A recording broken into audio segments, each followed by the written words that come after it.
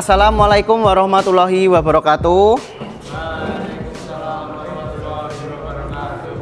Sebelum pembelajaran pada pagi hari ini kita mulai, alangkah baiknya kita literasi membaca ayat-ayat suci Al-Quran. Dimulai dari surat Al-Qari'ah. Teman-teman bisa ikut menirukan ya. Bisa dimulai. A'udzu billahi minasyaitonir rajim. Bismillahirrahmanirrahim.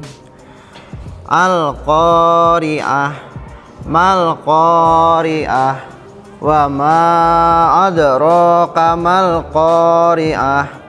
Yauma yakunun nassu kal farasil mabsus wa takunul jibalu kal ihnil manfus fa amma man sakulat mawazinuh fa huwa fi 'ishatir radhi'ah wa amma man khaffat mawazinuh fa ummuhu hawiyah wa ma adraka ma hiyah narun hamiyah. Baik teman-teman, sebelum pembelajaran dimulai ini tak absen dulu ya. Abdullah Faruk ada? Sakit Alfa? Ada. Ahmad Alwi Jayanda, Aditya Raffi Azura, Afriza Eka Pangestu. Afriza belum. Afriza. Akbar Kurnia Ramadan. Oke, baik, sebelumnya Assalamualaikum warahmatullahi wabarakatuh. Gimana teman-teman semuanya kabarnya? Baik? Baik. Ada yang sakit? Ada yang lemes? Puasanya lancar apa ada yang udah?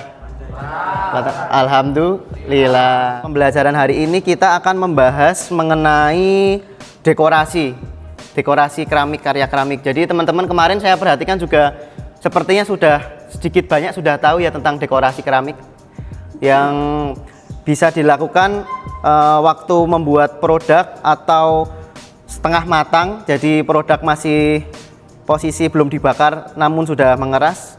Dan yang ketiga itu ada produk sudah dibakar, gladsir. Sebelum masuk ke pembahasan materinya, aku mau sedikit sharing-sharing, mau ngasih motivasi kepada teman-teman semuanya. Menurut teman-teman semuanya nih, karya keramik ini berpotensi nggak dalam penjualan UMKM atau untuk ide usaha dan menuangkan kreativitas teman-teman dalam produk yang teman-teman buat? Mungkin Mas Bima, gimana Mas? Berpotensi ya? Karena gimana? Kok bisa berpotensi itu? Alasannya apa?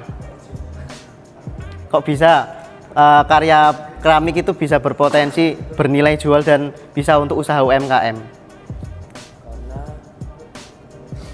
mulai dari keramiknya sendiri itu Ya. dari dulu dan sampai sekarang juga banyak peminatnya. Banyak peminatnya, benar. Dan apalagi kita di rumah juga sehari-hari juga banyak menggunakan produk keramik ya. Contohnya apa teman-teman? Piring, teplok, mangkok, terus gelas, terus apa lagi?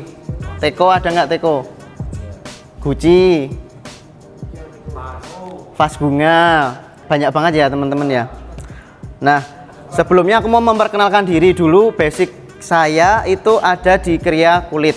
Jadi saya di Kriya Keramik, ngajar di Kriya Keramik ini mau survive gitu, mau banyak pengalaman dengan teman-teman semuanya.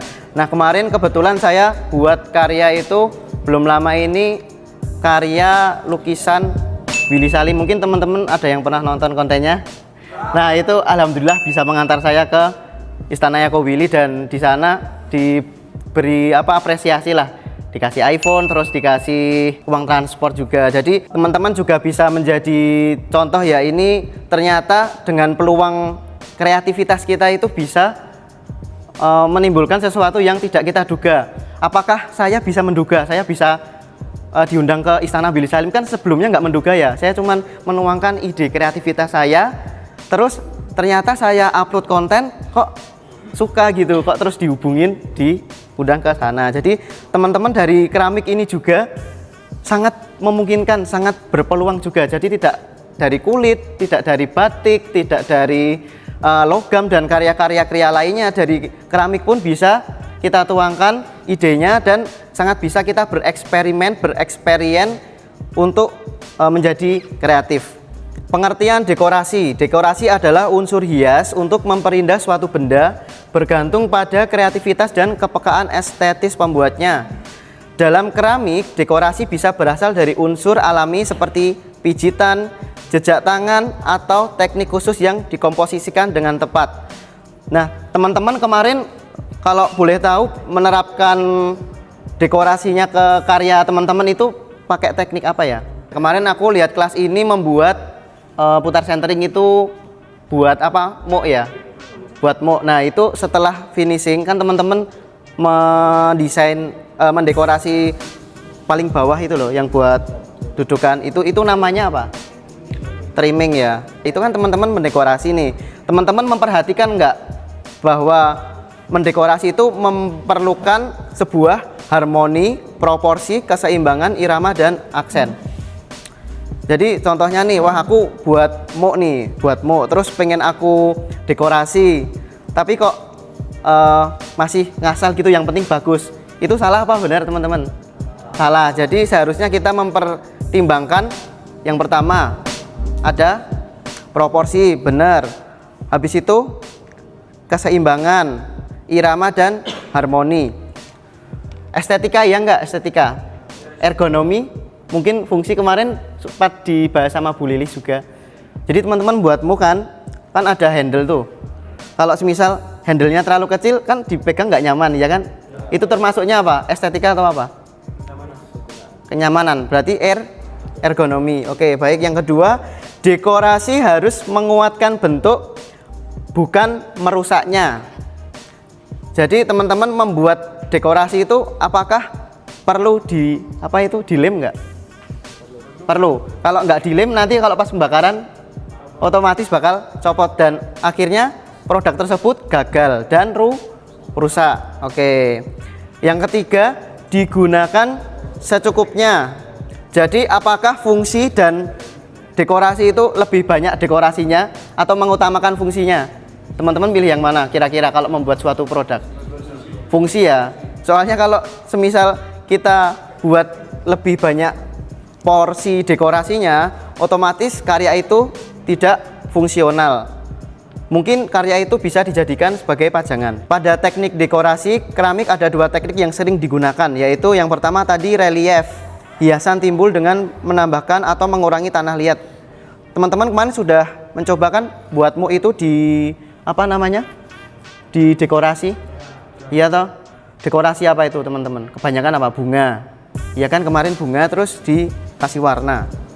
Dalam relief harus diperhatikan, yang pertama ada ketebalan dinding benda. Jadi kalau teman-teman membuat muk itu jangan terlalu tipis juga jangan terlalu tebal. Skala motif sesuai ukuran benda, tidak terlalu besar atau tidak terlalu kecil. Jadi buat muk segini, tapi dekorasinya saumpli gitu kan, dilihat juga kurang estetik ya, estetikanya kurang. Oke, lanjut. Yang kedua itu teknik terawang atau piercing, melubangi permukaan. Dalam piercing harus diperhatikan, yang pertama lubang harus memiliki jarak yang seimbang. Kemarin teman-teman belum sampai ke teknik dekorasi ini ya, atau mungkin dulu sudah pernah diajarkan? Sudah belum? Belum.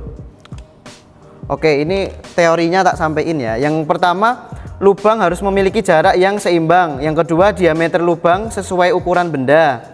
Yang ketiga, tidak terlalu banyak agar struktur tetap kuat. Yang terakhir, ketebalan dinding harus cukup agar tidak rapuh. Jadi teman-teman dalam membuat vas bunga itu kan memerlukan lubang untuk air keluar ya, jadi air tidak menggenang. Nah itu ketebalannya bisa kita kira-kira dengan apa itu? Kalau slab itu dengan alat apa itu? Kayu pengguling sama sampingnya ada kayu ya, kayu juga ya. Sama ada kain buat agar tidak nemplek ya toh. Oke. Mungkin itu materi teori yang saya sampaikan. Habis ini teman-teman saya minta buat mengerjakan soal sedikit mungkin untuk mengetes pengetahuan teman-teman.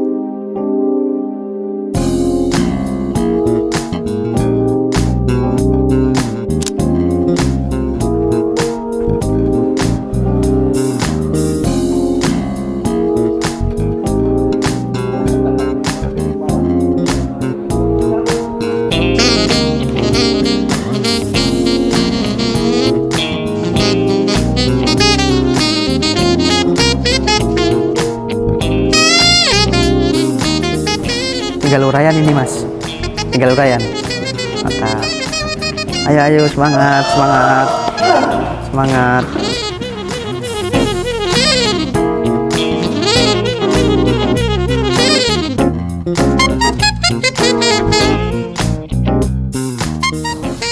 Ya, terima kasih. Terima kasih mas. Oke teman-teman. Terima kasih, ini teman-teman sudah mengerjakan soal assessment dari saya. Dan sepertinya juga pembelajaran hari ini menurut saya sangat menyenangkan. Teman-teman mengerjakan soal juga dengan teliti, dengan baik. Dan tadi saat saya menyampaikan materi, teman-teman juga menurut saya sudah memperhatikan dan sudah mendengarkan secara maksimal. Semoga pembelajaran hari ini dapat bermanfaat bagi teman-teman semua dan menambah wawasan mengenai dekorasi saat teman-teman membuat produk dari keramik. Oke teman-teman, begitu saja penyampaian materi dan pengerjaan soal dekorasi keramik. Terima kasih buat teman-teman yang sudah mengerjakan dengan baik, sudah memahami materi hari ini dengan baik. Semoga dapat berguna bagi kedepannya. Oke, sebelum saya akhiri pembelajarannya, sebelumnya saya memohon maaf pada teman-teman jika ada salahnya, karena mungkin ini pertemuan terakhir saya di sini, membimbing kalian di sini, karena tanggal 15 Maret itu sudah teman-teman PPL sudah kembali ke kampus masing-masing dan melanjutkan studinya. Jadi memohon maaf jika selama di sini ada salah pada teman-teman semuanya. Dimaafkan? Ya, semoga teman-teman puasanya berkah, tidak ada yang mokel ya hari ini ya. Amin. Baik, terima kasih teman-teman semuanya. Sebelum pembelajaran ini ditutup, alangkah baiknya kita berdoa membaca hamdalah bersama-sama. Alhamdulillahirabbil alamin. Terima kasih teman-teman semuanya atas partisipasinya. Wassalamualaikum warahmatullahi wabarakatuh.